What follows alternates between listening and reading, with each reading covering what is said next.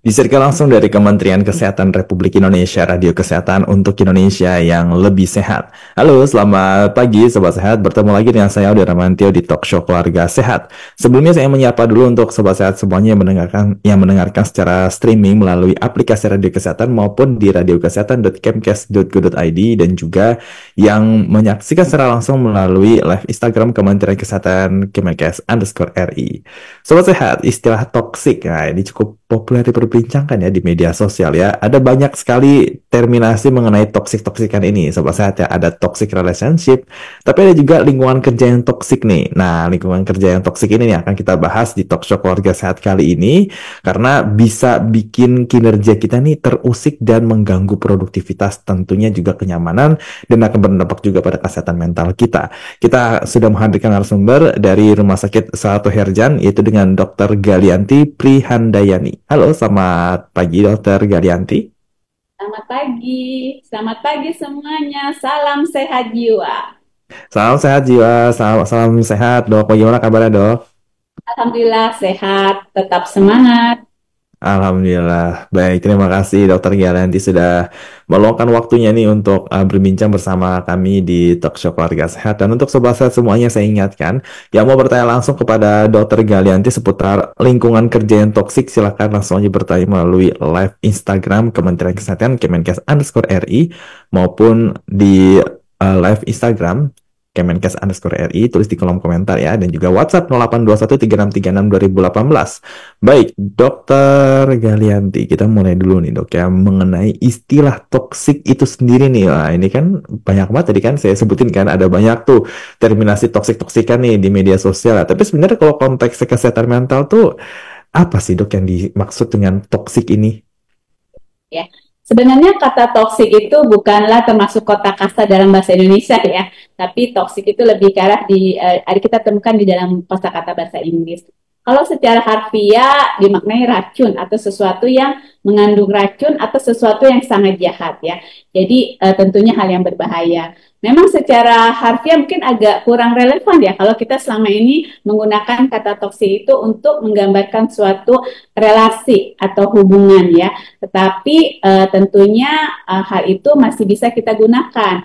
Jadi yang disebut dengan toksik dalam kesehatan mental itu adalah adanya situasi atau hubungan yang negatif atau tidak baik, sehingga bisa juga itu menyebabkan munculnya masalah mental emosional ya, baik itu hubungan di pekerjaan, relasi pertemanan, bahkan juga di masalah percintaan ya. Jadi banyak juga tuh yang datang untuk konsultasi karena adanya hubungan toksik dalam percintaan misalnya seperti itu.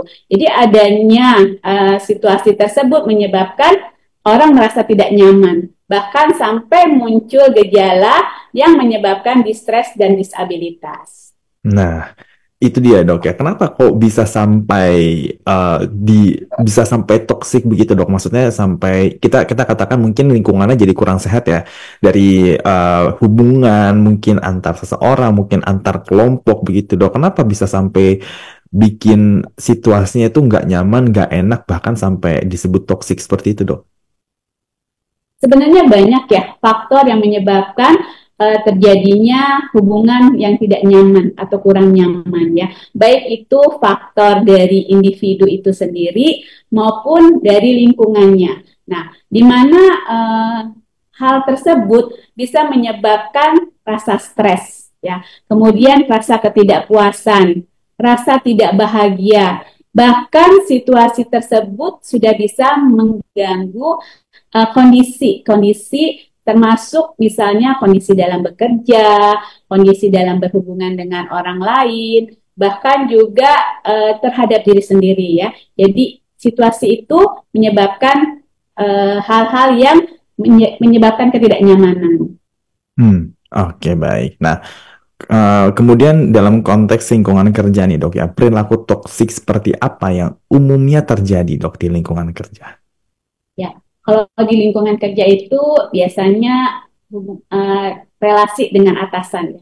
Misalnya kalau kita memiliki atasan yang sangat apa ya, ada yang sangat mengatur sampai hal yang sekecil-kecil diatur, misalnya seperti itu. Juga relasi dengan teman kerja, ya. Kadang-kadang dalam tanda kutip timbul gosip-gosip yang akhirnya mempengaruhi kenyamanan dari semua pegawai tersebut. Ada juga komunikasi yang tidak efektif, ya, baik itu antara manajemen dengan karyawan maupun antar karyawan, sehingga menyebabkan frustasi dan akhirnya menimbulkan perilaku toksik. Bahkan masalah pribadi individu sendiri itu bisa berpengaruh, seperti kepribadian. Kemudian juga masalah mental emosional pada individu. Bahkan juga masalah-masalah di luar lingkungan pekerjaan bisa mempengaruhi juga timbulnya toksik tersebut. Oke, baik. Nah, Dok, ini kan berarti kan ada beberapa kumpulan individu nih, Dok, ya. Kalau di lingkungan kerja kan memang macam-macam kan, Dok, ya. Ada atasan yang apa-apa ngatur, atau misalkan dia agak otoriter gitu kan. Ada tuh persaingan antar rekan kerja nih, Dok, ya.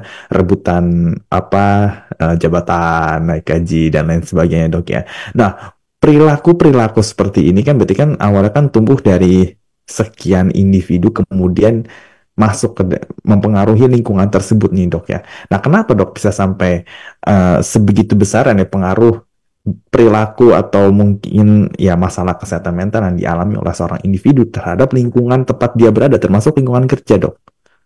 Ya, sebenarnya pada individu itu kalau dalam sisi mental emosional itu ada dua, ya.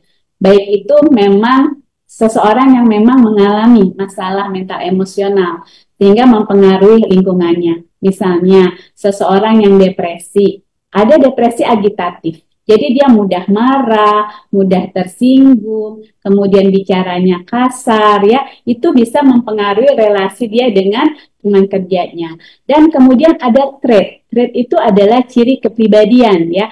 Seseorang ada yang sifatnya misalnya seorang yang obsesi kompulsif atau anankastik. Dia tentunya memiliki hal-hal detail yang kadang kepribadian itu dia implementasikan atau dia harapkan dari orang sekitarnya. Jadi misalnya ada beberapa kasus, misalnya konsultasi ke saya, Dok, saya nggak nyaman di kantor. Kenapa? Karena teman saya yang satu tim itu selalu ingin pendapatnya diikuti, tidak mau dikasih masukan. Kemudian dia sangat kritikal terhadap tugas-tugas yang sudah kami lakukan. Jadi kami itu timnya salah terus seperti itu, ya. Jadi memang dua hal tersebut sehingga menyebabkan relasi. Selain itu juga faktor-faktor eksternal, ya, termasuk misalnya peraturan di perusahaan tersebut, ketidakkonsistenan dalam perlakuan manajemen terhadap pegawai, itu faktor eksternal yang bisa berpengaruh terhadap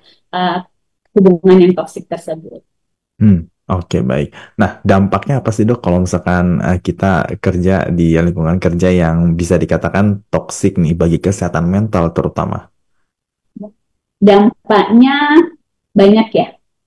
Terhadap individu sendiri, kita bayangkan kalau lingkungan kerja yang toksik, kita datang ke kantor itu sudah rasa nggak nyaman, kemudian juga ada cemas, ya, kemudian juga bisa ketakutan, nggak betah, konsentrasinya terganggu karena orang cemas, ya, takut belum apa-apa nanti diomongin, takut nanti dikritik, misalnya dikritik apa ya, dipersalah-salahkan terus, ya, akhirnya timbul ketidaknyamanan dalam bekerja. Nah, otomatis kalau itu terus terjadi, orang bisa merasa sedih, cemas, overthinking, bahkan sulit konsentrasi. Kalau sulit konsentrasi, nanti hasil kerjanya bermasalah, dimarahin lagi oleh atasannya. Nah, bisa jadi suatu lingkaran yang akhirnya orang itu benar-benar full burn. Bahkan yang paling yang kedepannya, ya, bisa dia itu tidak betah di tempat kerjanya, memikirkan untuk resign misalnya seperti itu. Nah, ini nih ya, resign itu tuh ya, ini masalah dari generasi muda terutama nih milenial sama Gen Z ya. Biasanya kenapa resign? Nah, lingkungan kerjanya toksik gitu. Nah, ini bisa berdampak juga nih ya, tapi kita analisis lebih dalam lagi nih, Dok, ya. Kalau misalkan dokter biasanya menemui kita sekarang membicarakan ke case tadi nih, Dok. kalau ada pasien nih atau orang datang konsultasi ke dokter gitu kan, ngomongin masalah eh, lingkungan kerjanya yang toksik, biasanya tuh apa dok case-nya yang ditemui dok ya? Kenapa orang tuh bisa sampai ngerasa stres, cemas, depresi gara-gara lingkungan kerja yang toksik tuh biasanya case-nya seperti apa dok? Ya, sebenarnya tergantung ya. Ada kalau saya beberapa kasus pasien saya yang sudah senior-senior, biasanya dia Hmm. merasa lingkungan kerja yang toksik itu ketika misalnya dia merasa kok sekarang dia nggak dianggap lagi gitu ya. Hmm. Dulu misalnya semua yang dia kerjakan itu menjadi bagian terpenting di perusahaan itu. Kemudian dia merasa eh, apa tidak dianggap karena sudah muncul metode-metode baru, kemudian juga pegawai-pegawai yang lebih muda-muda, yang lebih energik seperti itu ya. Jadi lebih ke arah perasaan tidak dibutuhkan lagi ya. Ada sebenarnya sih tidak juga ya, hanya overthinking tadi. Misalnya kalau dia dipindahkan ke tempat yang, oh saya tidak dibutuhkan lagi di sini, jadi semacam akhirnya gosip ya. Oh si Bapak A itu dipindahin loh ke bagian ini, dia udah nggak bisa bekerja dengan baik. Padahal kalau ditelusuri lebih lanjut, wawancara lebih dalam, pasti ada hal-hal positif yang dilakukan oleh manajemen sehingga memindahkan yang bersangkutan ke tempat yang lain ya. Tapi tadi gosip-gosip di lingkungan kerja itu akhirnya membuat yang bersangkutan jadi overthinking.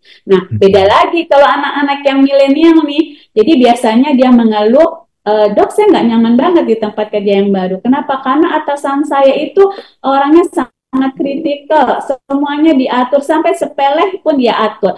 Bahkan saya ada kasus nih, jadi seorang jurnalis yaitu ya, dia konsultasi ke saya karena apa?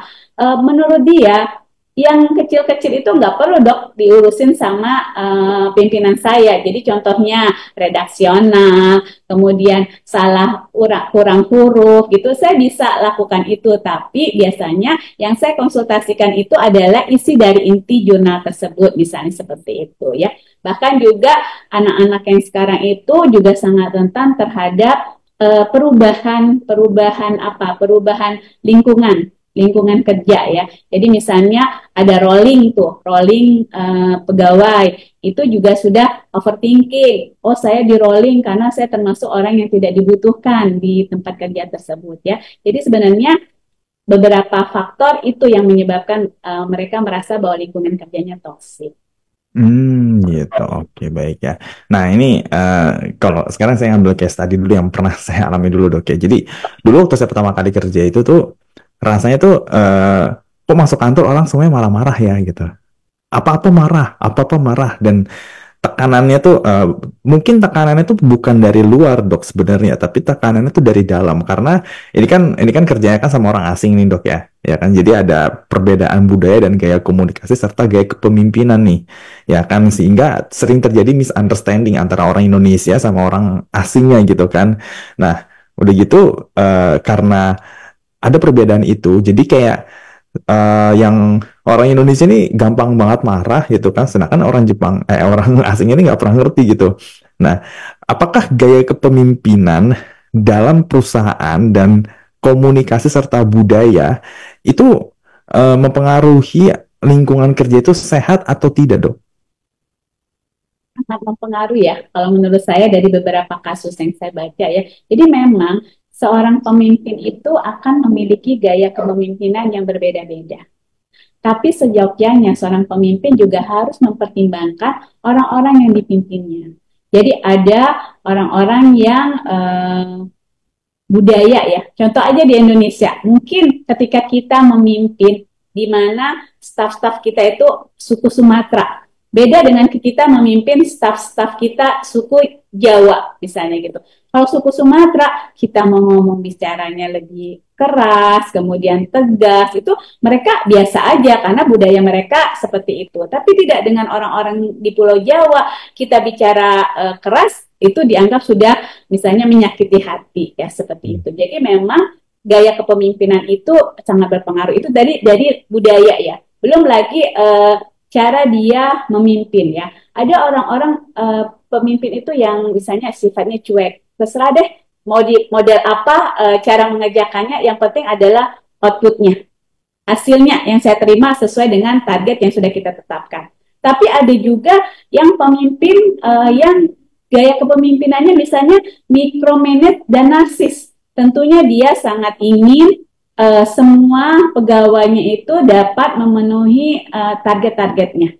Ya, bahkan ada yang sangat rigid sampai sedetailnya pun dia urusin, dia atur ya. Sebenarnya niatnya baik, yaitu untuk supaya tujuan yang diharapkan dari perusahaan itu tercapai ya, institusi itu tercapai. Tapi kelemahannya adalah hal itu bisa membuat seorang pegawai itu jadi cemas. Belum apa-apa, aduh takut salah, ini sedikit salah. Belum lagi ketika dia cara menyampaikannya seperti itu ya. Nah, juga gaya komunikasi. Ada komunikasi yang sifatnya pasif agresif. Jadi pernyataan ketidakpuasan terhadap pegawai atau sebaliknya pegawai terhadap pimpinan atau manajemen itu tidak diungkapkan secara langsung, tapi bersifat sindiran, bergosip ya. Kemudian ada yang komunikasinya bersifat pasif. Jadi kalau ada masalah, mereka tidak menyelesaikannya dengan komunikasi, tapi lebih ke arah penghindaran, menghindari konflik. Ah, biarin aja deh, saya ikuti aja apa maunya, yang penting atasan senang. Padahal ketika dia mengungkapkan mungkin pikirannya, pendapatnya itu akan menjadi lebih baik lagi tugas yang dikerjakan. Nah, atau yang komunikasinya bersifat agresif, membentak, ya, menegaskan, sengaja menyinggung perasaan lawan bicaranya. Jadi kalau pimpinan ke pegawai itu, kalau pegawai salah langsung ditegur di depan umum, misalnya di ruang rapat, belum lagi dengan menggunakan bahasa-bahasa yang kurang nyaman untuk didengar ya. Padahal sebenarnya ada caranya yang lebih soft, misalnya kita panggil ke ruangan kita untuk kita jelaskan apa yang menjadi permasalahannya. Jadi memang gaya kepemimpinan itu sangat berpengaruh dan terhadap lingkungan toksik juga gaya komunikasi. Ya betul sekali ya. Jadi memang ternyata gaya kepemimpinan, komunikasi dan juga saling memahami satu sama lain ya, kita tadi ya Dok ya. Orang Jawa ketemu sama orang Sumatera gitu kan. Orang Jawa kalau ngomong pelan itu baik, tapi orang Sumatera kalau ngomong tuh keras. Itu baik menurut mereka gitu kan. Belum lagi yang tadi saya ceritain nih, ya kan ini beda negara gitu kan.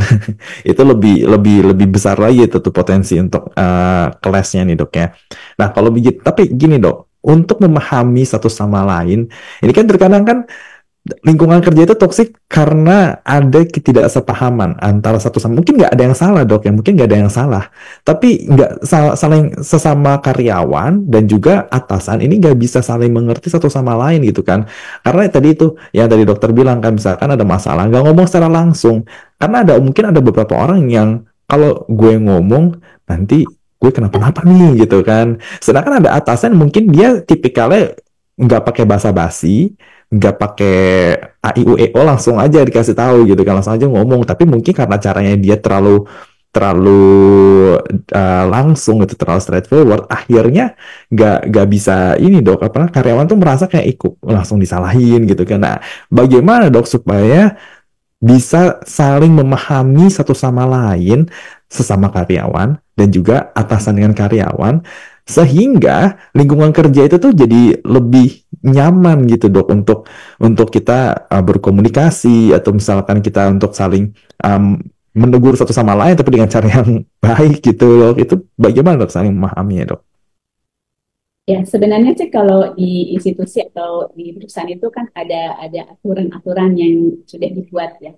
Tentunya aturan itu sebagai landasan dalam kita melakukan pekerjaan. Termasuk juga kalau misalnya ada hal yang ketidaknyamanan, bagaimana prosedurnya. Jika dalam melakukan teguran terhadap pegawai, bagaimana prosedurnya, itu sebagai rambu-rambu untuk kita melakukan pekerjaan. Tapi sejauh itu, secara individual, kita juga harus belajar untuk memahami karakter orang masing-masing ya.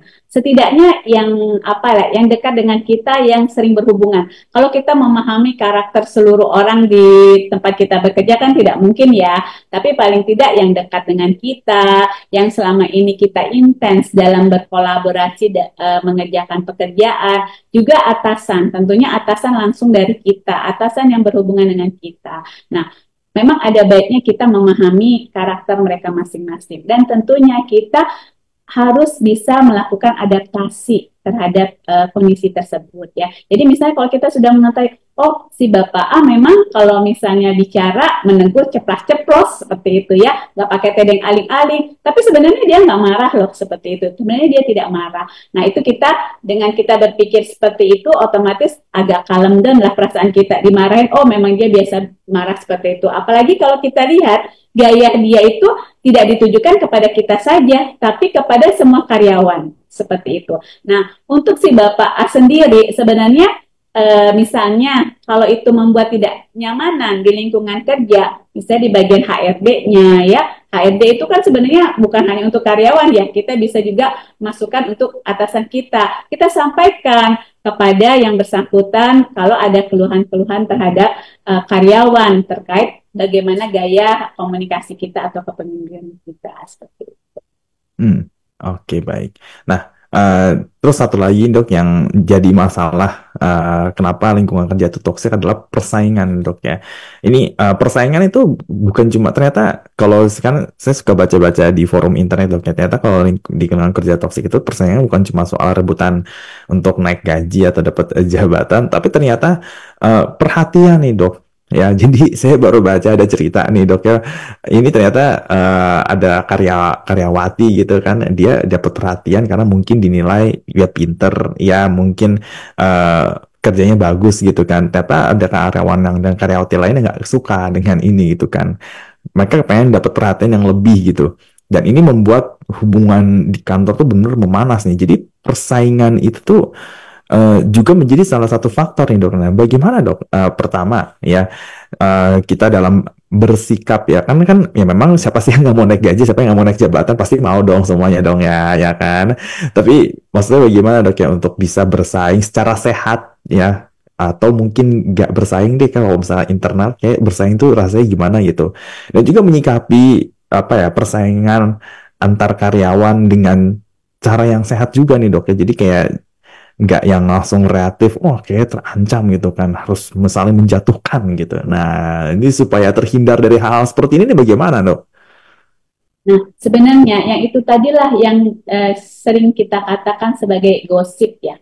Padahal kenyataannya belum tentu misalnya yang bersangkutan itu dipuji oleh atasannya karena dia suka secara secara apa ya sukanya tuh subjektif ya. Tapi mungkin dia memang memiliki prestasi ya, kemudian kinerjanya baik ya. Jadi atasan atau pimpinan itu memuji seseorang sebenarnya belum tentu negatif. Bisa jadi dia berpikir, oh kalau saya puji si A di depan teman-temannya, saya berharap si A ini bisa menjadi contoh. Teman-temannya termotivasi untuk mengikuti jejak si A. Tetapi tadi individu-individu yang toksik di lingkungan kerja akhirnya bergosip. Oh si A itu dipuji-puji karena selama ini dia pintar tuh ngambil hati atasannya, misalnya seperti itu ya. Kemudian si A itu selama ini apa ya berusaha menyingkirkan teman-teman yang lain supaya dia gajinya naik duluan, jabatannya naik duluan. Nah, kalau kita sebagai orang yang dalam tanda kutip netral memahami apa yang disampaikan oleh yang si penggosip tadi ya, termasuk individu yang toksik dalam lingkungan kerja, itu bisa kita sampaikan baik-baik kepada yang bersangkutan bahwa secara kenyataannya memang si A itu berprestasi. Ya. Tidak ada data bahwa yang bersangkutan itu sengaja mengambil hati. Nah, untuk kita sendiri, supaya kita tidak pusing dengan gosip-gosip tersebut, akhirnya terpengaruh, kita bisa membuat mekanisme adaptasi terhadap itu. Misalnya kita menghindari konflik ya, kita tidak ikut dalam lingkaran orang-orang yang seperti itu. Dan secara pelan-pelan, kalau kita punya teman yang dekat, kita sampaikan kenyataannya seperti apa, realnya seperti apa. Harapkan yang tadinya gosip-gosip itu lama-lama akan berkurang. Dan sebagai manajemen pun kita bisa mengedukasi si sumber gosip tadi, tentunya dengan kondisi atau kenyataan yang benar-benar terjadi. Seperti itu. Oke, baik. Nah, ini nih, tapi kalau bergosip, terus kayak mungkin sirik kali ya ngeliat orang lain berprestasi, itu balik lagi ke pola pikir masing-masing nggak sih dok, ya kan? Pola pikir masing-masing, juga kepribadian, dan bahkan jangan-jangan dia pun sudah insecure ya, merasa dalam tanda kutip mungkin cemas ya gitu, cemas, oh nanti kalau misalnya dia terus naik saya tersingkirkan. Padahal harusnya orang yang sehat jiwa itu mampu menghadapi tantangan. Kalau saya ingin seperti si A, berarti saya harus berusaha menunjukkan kinerja yang baik seperti itu ya. Jadi bukannya malah kita memperkeruh dengan bergosip dan akhirnya kondisi itu membuat lingkungan tidak nyaman, bukan cuma kita yang terpengaruh, tetapi tenaga kerja yang lain, pegawai yang lain juga bisa terpengaruh terhadap gosip tersebut. Ya, dan mungkin orang takut dikeluarin dari zona nyaman ya dok ya, karena biasa udah nyaman begini, tahu-tahu ini ada anak baru masuk langsung berprestasi, atau mungkin bos baru, direktur baru, CEO baru, atau kayak pejabat baru gitu, terus mengubah banyak hal gitu yang selama ini udah berjalan kan. Nah, mulai dia, berarti kalau kayak gitu isunya kan di masing-masing gitu kan, sebenarnya kan berarti isunya kan di individu ini dok ya. Nah, supaya kita terhindar dari hal seperti ini dok ya, apa yang harus kita lakukan dok? Apa kita perlu mengidentifikasi jangan-jangan nih kita punya isu kesehatan mental tersendiri yang akhirnya berdampak ke lingkungan tempat kita bekerja, dan itu mempengaruhi lingkungan kita juga nih dok. Jadi ada beberapa hal yang bisa kita lakukan ya, supaya kita tidak terpengaruh terhadap hal itu dan lingkungan juga tidak tambah berpengaruh. Yang pertama sih kita perhatikan dulu tanda-tanda kalau kita itu lelah.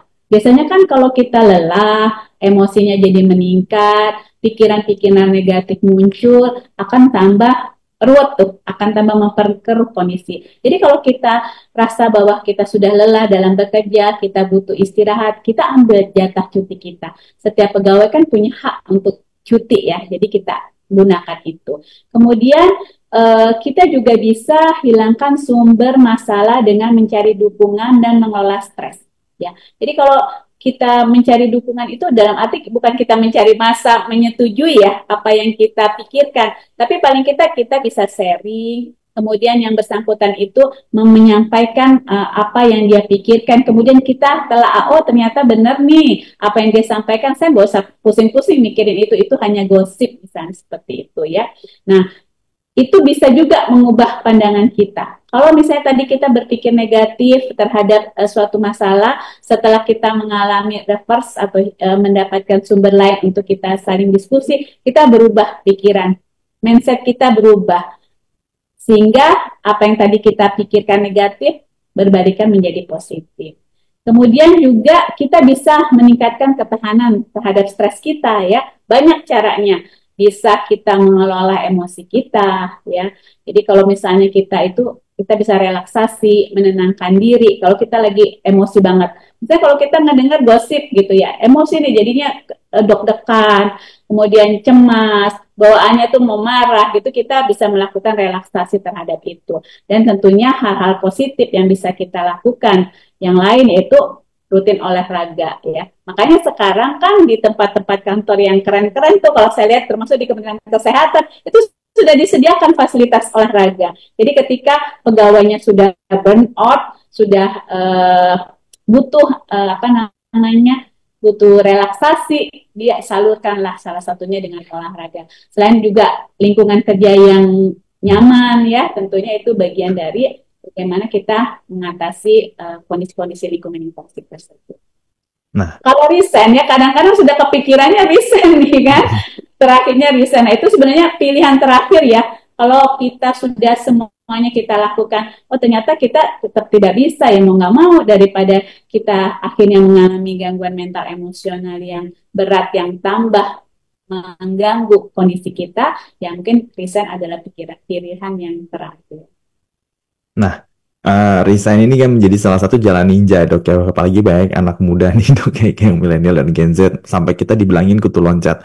Nah, tapi maksudnya gini, kalau dia resign dari satu tempat yang dia anggap, misalkan dia anggap toksik lah gitu kan, tapi dia masuk ke tempat baru, terus dia bilang, lingkungan ini juga toksik nih, dan kayak gitu terus nih, berarti yang toksik kan bukan lingkungan ya dok ya, yang toksik kan dia ya dok ya.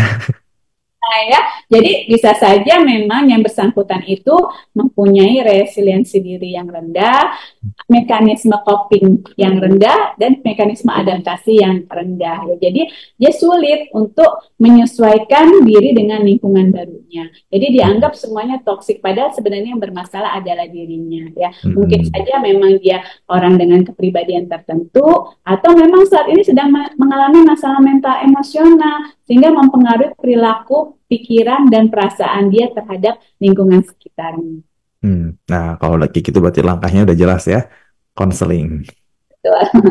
Oke. Nah, ini sekarang kita dari individu, sekarang kita ke secara kolektif nih, ke tempat perusahaan nih. Ini mau perusahaan, mau di pemerintah, ini dua-duanya nih dok ya.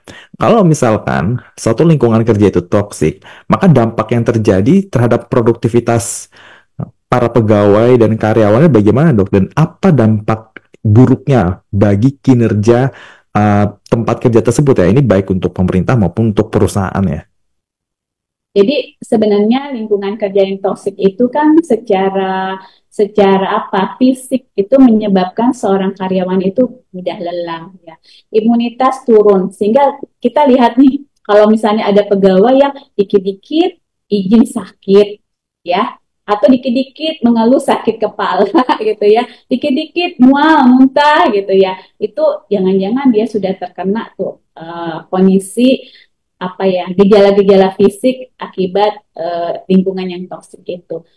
Kemudian juga kadang karyawan itu merasa gagal. Oh, kok saya gagal terus sih ngerjain pekerjaan ini? Kalau orang sudah seperti itu kan artinya kalau diberi pekerjaan yang baru, dia udah ketakutan sendiri. Jangan-jangan saya gagal nih. Akhirnya pikirannya itu menyebabkan dia tidak konsentrasi, makin dia tidak bisa mengerjakan pekerjaan itu, makin terpuruklah dia. Ya, kemudian juga hilang motivasi ya. Inovasinya tidak muncul karena motivasi juga kurang, baik itu dalam menyelesaikan pekerjaan, bahkan menciptakan hal-hal baru yang bisa mempermudah proses pekerjaan tersebut, bahkan meningkatkan kualitas dari hasil pekerjaan tersebut. Ya, belum lagi pandangan negatif terhadap dirinya, jadi merasa nggak berdaya, merasa nggak pernah mampu. Jadi ketika dia dikasih tantangan oleh perusahaannya untuk melakukan pekerjaan apapun, dia sudah mundur duluan. Jangan saya deh, saya nggak mampu, kasih aja yang lain ya. Kemudian juga rasa kepuasan terhadap apa ya capaian kinerja itu juga bisa menurun. Ya, yang lebih parah lagi adalah adanya emosional detachment. Jadi secara emosi juga sudah tidak ada lagi rasa ingin bekerja baik, memperjuangkan tujuan dari perusahaan tersebut. Otomatis kita dalam memenuhi target capaian dari kinerja itu akan terhambat ya. Nah, kalau dari kinerja individu aja sudah turun, bagaimana dengan kinerja perusahaan? Ya pasti akan berpengaruh juga. Iya, jadi jika produktivitas karyawan itu turun, ya kan, berarti gimana kita bisa menghasilkan suatu karya yang baik, yang menghasilkan kalau di perusahaan tuh profit ya.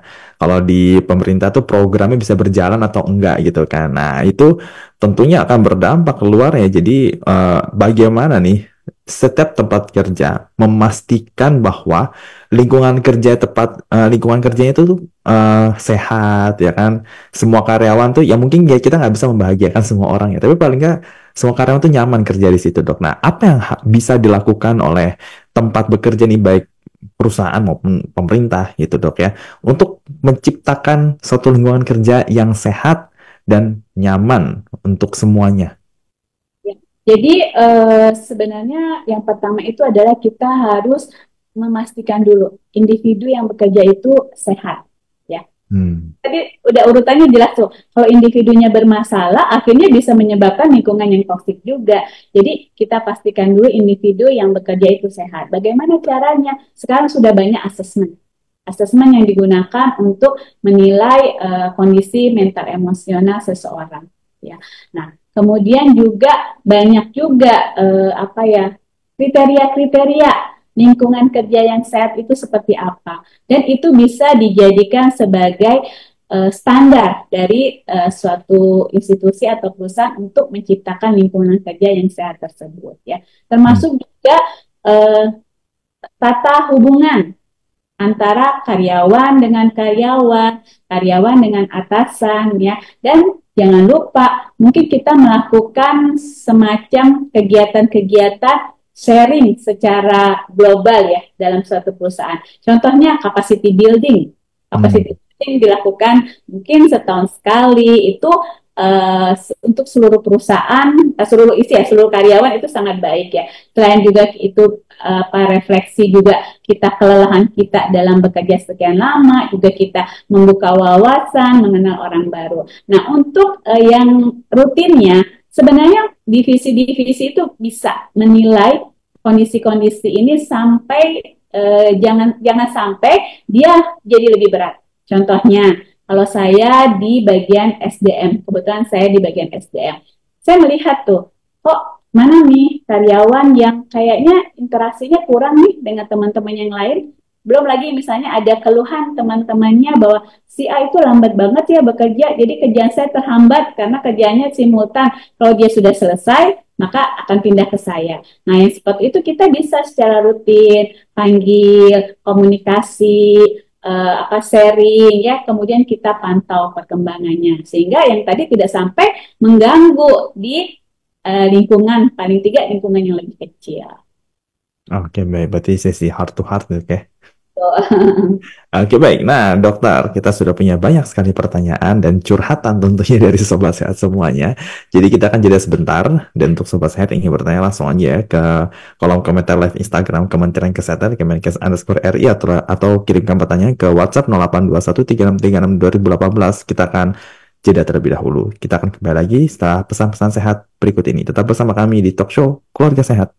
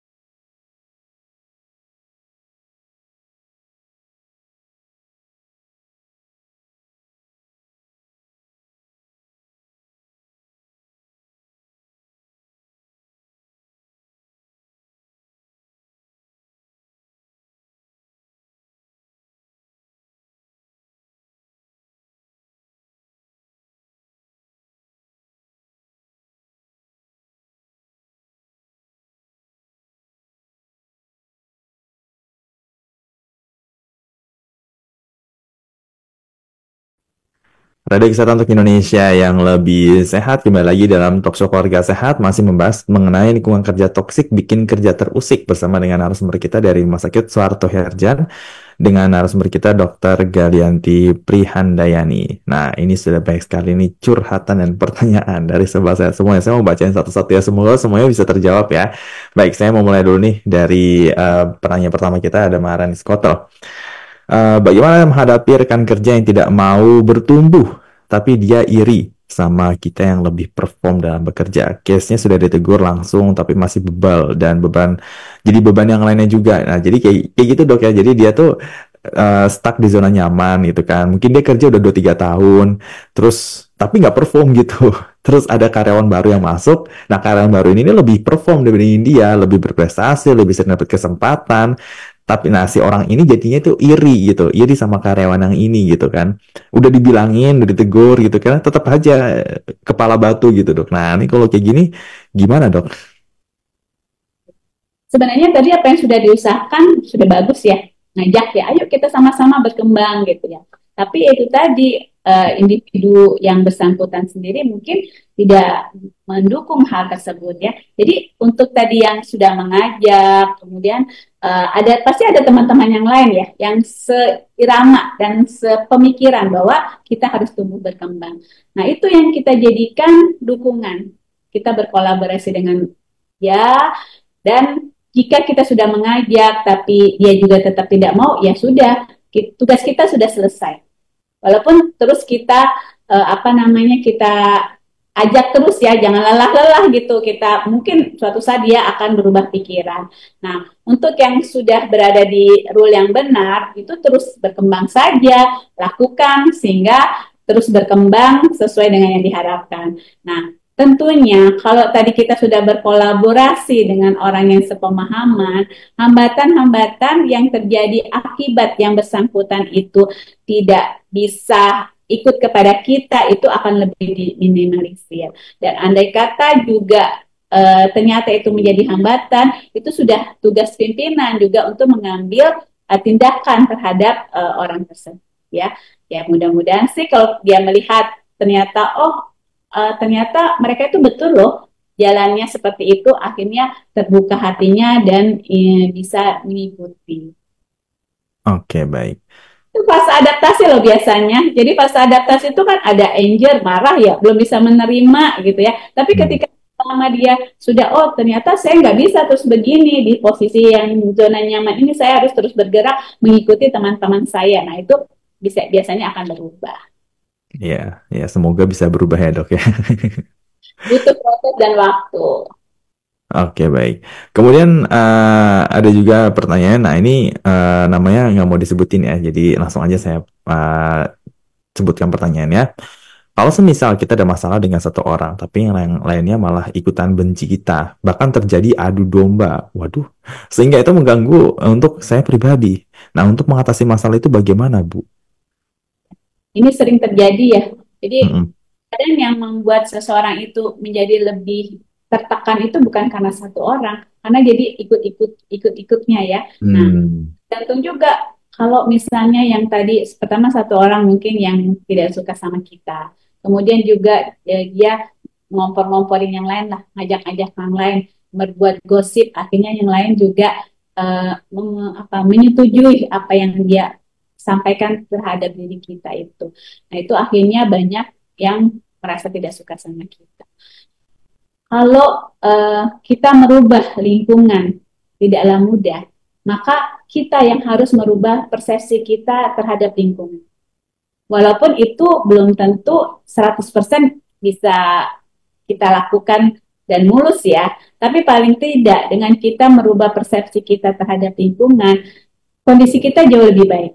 Contohnya untuk kasus yang tadi, kalau kita berpikir bahwa apa yang mereka gosipkan itu tidak betul, dan itu kan pasti ditandai oleh apa? Misalnya kalau di perusahaan itu, kalau kita ya tidak pernah mendapat teguran dari atasan kita terhadap apa yang digosipkan sama mereka, berarti kita kondisinya baik-baik saja kan?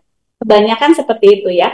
Nah, kita persepsikan saja diri kita bahwa yang penting saya sudah mengerjakan sesuai tugas saya, kemudian sesuai aturan yang ditetapkan, Ya orang mau bicara apa, sementara ini saya keep saja. Kalau kita terus berpikir tentang mereka, tersinggung, sakit hati, kecewa, sedih, akhirnya apa? Kondisi kita yang justru terpengaruhi. Kinerja kita jadi tidak baik, hasil kinerja kita mungkin bermasalah, kemudian kita ditegur atasan, nah itu akan membuat kita jauh lebih terpuruk. Ya, jadi kalau kita tidak bisa merubah lingkungan, maka kita yang harus merubah persepsi kita terhadap lingkungan. Ya, kalau kayak gitu ini nggak sih dok, kalau kayak gitu kita bersikap kayak cuek dan bodoh amat gitu. Maksudnya kayak ya orang mau gosipin kita aja apa terserah, kalau emang nggak bener kayak gitu kan ya udah. Tapi maksudnya ya udah bener sebodoh amat itu dok. Itu bisa jadi salah satu solusi ya dok ya. Sebodoh amat sih mungkin tidak bisa 100% ya. Paling tidak kita jadi membuat pikiran positif. Yang tadi kalau negatif kan, oh kayak kalau saya juga ini benar nih kali kayak begini. Tapi ketika kita buat pikiran positif bahwa oh biarin deh saya digosipin ini, Hmm. tapi itu memicu saya untuk jauh lebih baik lagi. Jadi kita ubah pikiran Hmm. negatif kita tadi menjadi victim, tetapi menjadi suatu motivasi sehingga kita bisa berbuat lebih baik. Iya, betul ya. Dan kalau kita yang berprestasi pada akhirnya, dan mereka tidak berprestasi, itu adalah kepuasan yang paling tinggi itu, dok. Oke, baik. Kita lanjut ke pertanyaan selanjutnya. Ini ada Sobat Sehat dari Yano. Soal karyawan yang mencari muka atau mencari perhatian, tapi caranya yaitu menjatuhkan karyawan lain dan selalu menceritakan kejelekan karyawan lain. Nah, ini bagaimana, dok? Kayaknya juga sering kejadian ya, dok ya? Ya, tadi lagi-lagi kita berpikir positif ya. Kalaupun misalnya kita dijelek-jelekin oleh karyawan tersebut kepada banyak orang, tetapi orang-orang yang dia ceritakan tentang kejelekan kita itu sikapnya misalnya terhadap kita baik-baik saja, berarti kan apa yang dia jelek-jelekan itu tidak mempan tuh kepada kita oleh karyawan lain ya. Intinya sih kalau kita merubah persepsi kita terhadap perilaku orang lain terhadap kita menjadi suatu hal yang positif ya jadi contohnya ya kalau kita dijelekkan oh berarti kita harus berbuat lebih baik lagi walaupun kita nggak pernah tuh dapat teguran dari atasan kita atau dari supervisor kita atau dari teman kita lah yang kita dekat ya bahkan kita bisa bertanya tuh terhadap teman kita yang kita anggap dekat kalau menurut Anda saya itu benar nggak sih seperti apa yang dia gosipkan. Ya, kalau teman kita bilang ya enggak, kita bisa cari tanya yang lain. Benar nggak sih apa yang dia gosipkan terhadap diri saya? Enggak, berarti kan sebenarnya itu tadi hanya gosip-gosip saja yang tidak perlu kita pikirkan. Ya, jadi tadi kita merubah persepsi kita terhadap perilaku orang lain itu terhadap diri kita. Iya, karena kalau ngadepin gosip itu agak susah ya kalau ngubah orang lain kan ya. Jadi gimana persepsi kita aja yang diubah, ya kan? Kita bodoh amat dengan gosip itu, tapi kita tetap tunjukkan bahwa kita bisa perform, berprestasi, memberikan yang terbaik, ya kan? Selagi kita berprestasi, orang yang gosip itu biasanya sih ya di sisi itu aja, nggak kemana-mana ya. Bukti gosip itu tidak ada. Iya, itu dia. Jadi membuktikan ya dengan cara yang positif. Nah, dok, ini ada ini ada curhatan ya, dok ya. Dan kayak ini dari kalau baca dari curhat ini curhatannya panjang sih. Dia kerja, pokoknya dia kerja udah 15 tahun ketemu sama anak baru. Nah, anak baru, tapi anak barunya ini kayaknya tuh agak mood swing ya. Jadi kadang dia ramah, kadang dia nggak ramah, kadang ditegur dia oke-oke aja, tapi kadang ditegur dia responnya juga negatif gitu. Dan ternyata rekan kerjanya dia ini nggak gitu nyaman juga dengan sikap si anak baru ini kan, sampai akhirnya yang bersangkutan, maksudnya yang bersangkutan yang nanya ini dia memindahkan ruangannya, misalnya dia pindah meja lah ya, pindah dari meja ruangannya ke tempat lain gitu kan ya, dan dia merasa lelah secara mental nih karena perilaku yang satu ini gitu. Jadi apalagi yang harus dilakukan? Kalau kita lihat ya, tadi gara-gara orang lain yang rugi kita. Maksudnya kita jadi sebenarnya itu salah satu mekanisme pertahanan diri. Jadi menghindar konflik ya. Daripada saya berkonflik sama dia, lebih baik saya pindahkanlah ruang kerja saya, misalnya seperti itu. Ya kalau hanya teman satu ruangan, kemudian tidak ada kontak intens terhadap menyelesaikan pekerjaan, itu nggak masalah. Pasti setelah kita pindah, kita nggak pernah lihat wajahnya lagi, kita tidak pernah mendengar suaranya lagi, aman. Tapi bagaimana kalau itu ternyata orang yang kita harus sering berhubungan karena mungkin pekerjaan kita bersamaan atau kita satu tim ya. Nah, tentunya kalau cuma pindah tempat kerja itu bukan suatu solusi. Tadi kan kalau tim itu pasti ada orang lain kan di sana. Kita juga bisa berkomunikasi dengan orang lain tersebut. Apakah perilaku si anak baru ini dilakukan kepada semua orang atau kepada diri kita sendiri? Hanya diri kita. Kalau diberlakukan kepada semua orang, ya tadi jangan-jangan memang dia bermasalah. Tapi kalau hanya terhadap diri kita, kita bisa introspeksi diri. Apakah misalnya kita pernah ada masalah dengan yang bersangkutan? Komunikasikan, bicarakan baik-baik. Kenapa sikapnya terhadap saya seperti itu? Misalnya seperti itu ya. Atau kita minta bantuan orang ketiga. Misalnya di situ ada leadernya. Sampaikan kepada leadernya bahwa kok saya nggak nyaman ya berkomunikasi atau berhubungan dengan si A. Mungkin bisa dibantu. Sebenarnya kami ini permasalahannya di mana? Bagaimana kami bisa bekerja sama? Itu salah satu solusi ya. Jadi kita mengungkapkan apa yang kita rasakan terhadap orang lain, terhadap orang yang kita percaya dan kita anggap bisa membantu kita, itu salah satunya sih untuk kita mencari solusi permasalahan-permasalahan dengan betul. Oke, baik. Oke, ini ada beberapa pertanyaan tapi bisa saya gabung ya dok ya karena ini permasalahan ini ternyata dari atasan nih dok ya, dan kembali lagi sobat sehatnya nggak mau disebutin namanya jadi langsung saya bacain pertanyaan, saya gabung aja dok ya beberapanya. Yang pertama nih ada yang nanya nih, gimana caranya buat kita kembali percaya diri setelah direndahkan dan dijudge oleh atasan kita, karena atasanku dulu sering bilang kepada kami bahwa kalian itu jangan playing victim. Nah, kami sebagai bawahan merasa serba salah dan merasa tidak percaya diri, ada rasa takut saat mengerjakan pekerjaan tersebut. Kemudian ada lagi yang nanya nih dok ya, bagaimana menyadarkan bos toksik? Merasa dirinya paling benar, suka merendahkan bawahan, suka membuat bawahan malu di depan umum, dan juga lebih mementingkan hal yang tidak penting daripada pekerjaan. Oh, jadi ini hal-hal pribadi nih ya, disinggung-singgung nih. Petinggi kantor juga sudah tahu dengan sikapnya dan hanya disuruh, ya udah sabar aja lah mas. Dan apa yang harus saya lakukan? Apa saya harus resign dari pekerjaan ini? Mungkin untuk pertanyaan-pertanyaan seperti ini dok ya, kita bagi di dua sudut pandang aja dok ya. Sudut pandang yang sebagai kita karyawannya, sebagai penanya, dan sudut pandang sebagai leadernya, sebagai pimpinan ya. Supaya kita jangan kayak gitu kalau kita misalkan jadi leader ke depannya, atau mungkin untuk para leader nih dok. Ya untuk sebagai karyawannya supaya kita tetap sehat jiwa ya. Tentunya kita tetap berpegang teguh pada nilai positif yang sudah tertanam pada diri kita. Kalau kita bekerja, tujuannya apa sih? Ya. Kemudian kita sudah ada batas-batas nih, rambu-rambunya. Kalau kita melakukan tugas, itu sudah sesuai KPI kita, target kinerja kita, dan sudah ada prosedur yang harus kita penuhi agar apa yang ditugaskan kepada kita itu tercapai sesuai dengan targetnya. Itu pegang itu aja dulu buat kita. Kita abaikan tuh yang mungkin tadi teman kerja yang tidak menyenangkan ya, kemudian gosip-gosip yang sebenarnya belum tentu itu terjadi. Tapi kita tetap fokus kepada tujuan kita utama untuk bekerja. Itu dari sisi karyawannya ya. Gak mudah, tapi itulah yang mungkin yang paling paling kuat kita lakukan sehingga yang tadi lingkungan toksik itu bisa kita handle. Kalau kita memarahin teman, malah nanti timbul konflik. Kalau kita menghindar juga sama, tidak selesai-selesai ya. Menghindar itu maksudnya menghindar dalam pekerjaannya ya, karena kita takut timbul masalah, kita hindar pekerjaan. Kalau menghindar konfliknya boleh. Kita pokoknya kita kerjakan aja, orang mau ngomong apa, mau digosipkan apa, yang penting hasil saya tercapai sesuai dengan target. Itu untuk sisi karyawannya. Nah, untuk atasan, ya memang sih gaya kepemimpinan kita beda-beda. Karena atasan juga punya ciri kepribadian.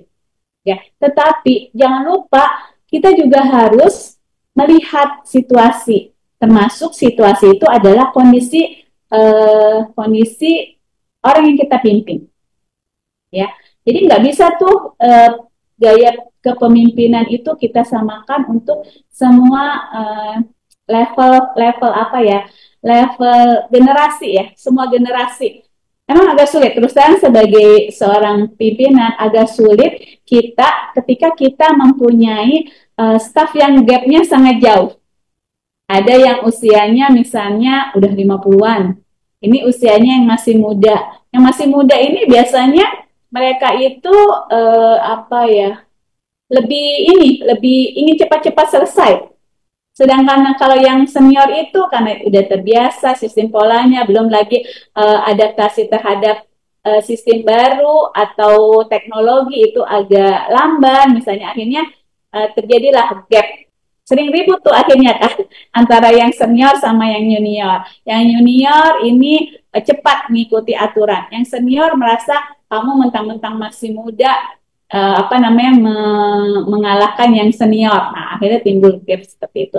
Nah, dalam menyikapi itu kita harusnya lebih bijaksana sebagai seorang pimpinan. Jadi jangan hanya di pikiran kita bagaimana target tercapai sebagai pimpinan kita mempunyai KPI yang baik atau mempunyai rekod yang baik karena kan kita sama pimpinan itu akan dinilai lagi oleh atasan-atasannya. Jadi kita nggak mau misalnya nilai kita oleh atasan kita jelek sehingga kita menekan yang di bawah kita dalam mengerjakan pekerjaan tanpa memperhatikan kondisi mereka seperti itu ya. Dan juga melihat budaya. Yang tadi saya lihat melihat budaya ya. Kadang-kadang kalau misalnya biasa sih dia memang bicaranya ceplas-ceplos tuh si bapak, tapi sebenarnya hatinya baik gitu ya. Nah kalau yang sudah bisa memahami, biarin aja saya dimarahin orang ini sebenarnya baik kok, memang itu gaya bicaranya saja. Tetapi bagi yang tidak memahami, itu kan bisa sakit hati banget ya. Apalagi kalau misalnya keluar kata-kata yang tidak nyaman gitu ya, kemudian ditegur di depan umum, nah seperti itu. Nah sebagai pimpinan juga kita harus melihat apa yang positif kita lakukan agar kinerja staf-staf kita itu jauh lebih baik. Contohnya tadi, menegur di tempat umum mungkin dalam pikiran kita adalah supaya yang lain dengar nih. Kan kita bisa menegur suatu salah. Supaya yang lain dengar agar yang lain tidak melakukan kesalahan yang sama. Tetapi bagi yang ditegur, kan jadi malu, merasa terbongkar nih kesalahannya. Ya, persepsinya kan beda antara pimpinan dengan staffnya. Nah, untuk hal-hal seperti itu kita bisa memilah mana sih yang kita bisa sampaikan di forum, mana yang kita langsung sampaikan kepada individu. Bahkan kalau di forum itu kita harus memilih bagaimana caranya. Sehingga yang bersangkutan tidak merasa tersinggung, tapi teman-teman yang lain dapat mengambil makna dari teguran kita tersebut. Iya, memang jadi leader tuh PR ya. Harus belajar ya. Nah, kalau dari tadi kita kan dengar curhatan dari bawahan, pakai dari karyawan ya dok ya. Nah, kali ini ada atasan nih yang ngirim curhatan ke sini nih. Izin bertanya, bagaimana cara mengatasi staf yang selalu menyalahkan apapun kebijakan pimpinan dan beranggapan pimpinan selalu salah? Staf tersebut sudah diberi masukan, tetapi selalu berusaha untuk mencari alibi pembenaran diri. Nah, ini kebalikan ini dok. Jadi sebenarnya kalau pimpinan itu gampang kok. Maksudnya untuk mengatasi hal ini, semua regulasi itu kan harus tertulis. Ya, kalau regulasi itu tertulis, kemudian kita ada penilaian yang memenuhi standar mana yang tidak, tinggal itu saja kita sampaikan kepada yang bersangkutan. Apalagi kalau itu hanya satu orang yang misalnya yang mengkritik, ini aturannya nggak begini nih harusnya, tapi begitu. Tetapi kan aturan itu dibuat ada dasarnya lagi. Nah, tinggal itu saja yang kita sampaikan kepada yang bersangkutan. Memang sih, walaupun kita selalu mensosialisasikan peraturan-peraturan yang baru, ya, tapi tetap ada orang-orang seperti itu. Ya. Kalau itu hanya satu dibandingkan 3.000 karyawan ya, berarti kan hanya dia yang bermasalah. Nah, tugas pimpinan menyampaikan, mengedukasi, kemudian mengajak dia untuk mematuhi aturan itu sudah betul. Tetapi dikala itu tidak bisa dia lakukan, kan kita sudah punya juga regulasinya. Dia harus diapain? Mungkin teguran secara tertulis pertama, kedua, ketiga, ya kalau itu sampai mengganggu kinerja secara keseluruhan, ya mau nggak mau tindakan yang lebih keras sesuai dengan aturan bisa kita jalankan. Oke, baik ya. Kembali lagi ya, kita tidak bisa membuat semua orang happy, ya kan? Ya, tapi ya paling nggak kita melakukan yang terbaik dan mengkomunikasikan yang lebih baik juga. Ini sebenarnya curhatan masih banyak nih dok ya, tapi sudah jam 10.06, sudah 1 jam kita bersama. Jadi kita tutup dulu untuk talk show keluarga saya kita pada pagi hari ini. Dan sebelum kita selesaikan talk show kita, boleh Dokter Galiandi untuk memberikan pesan-pesan sehat kepada sobat sehat semuanya. Silahkan dok. Ya, jadi budaya kerja yang harus diterapkan agar lingkungan kerja menjadi sehat dan jauh dari kata toksik itu yang pertama adalah keterbukaan dan komunikasi yang jujur antar semua tingkat dalam organisasi, dari atasan pimpinan ke pimpinan, pimpinan ke staf maupun antar karyawan atau antar staf ya. Kemudian keterlibatan dan kolaborasi perlu ditumbuhkan. Jadi kita mendorong keterlibatan aktif dari semua anggota tim ya. Kemudian ada keadilan dan kesetaraan di mana setiap individu dihargai tanpa memandang latar belakang dan posisi mereka dalam suatu organisasi. Kemudian juga adanya inovasi dan adaptabilitas di mana adanya budaya merangsang kreativitas, memfasilitasi eksperimen dan memperbolehkan perubahan yang cepat dalam menanggapi perubahan lingkungan maupun eksternal baik internal ya. Kemudian fokus pada tujuan bersama. Ya kita bekerja ada tujuannya. Kalau kita tuh visi dan misi. Visinya apa? Itu kan tujuan bersama kita. Visi itu mau dicapai dengan misi apa? Nah, itu kita sama-sama dukung dan kita capai bersama. Kemudian adanya kepercayaan dan saling menghargai serta rasa tanggung jawab. Yang paling penting adalah apresiasi dan pengakuan ya.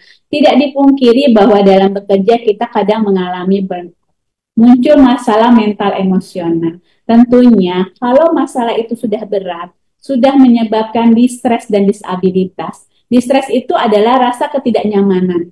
Baik itu ketidaknyamanan terhadap hubungan dengan lingkungan kerja, ketidaknyamanan terhadap diri sendiri ya.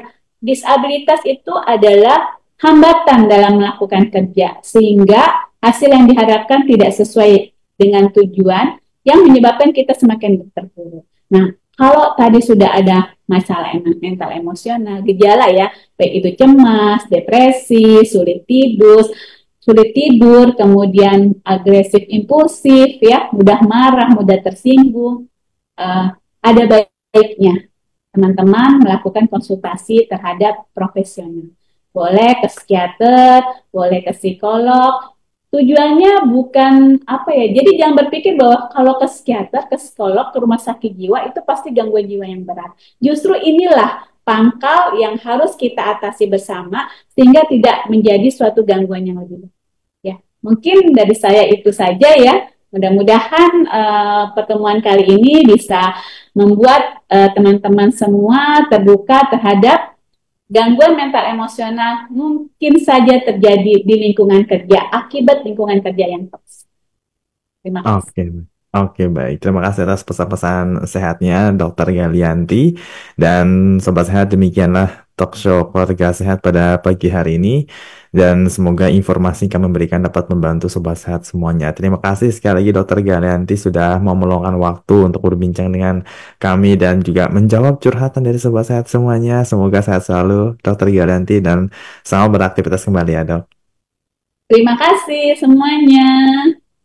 Baik, Sobat Sehat, terima kasih sudah mendengarkan melalui aplikasi Radio Kesehatan maupun dari radiokesehatan.kemkes.go.id dan juga yang menyaksikan secara langsung melalui live Instagram Kementerian Kesehatan Kemenkes_RI. Kita kembali lagi ke program Indonesia Sehat Pagi. Saya Udara Mantio pamit undur diri dan saya ucapkan salam sehat.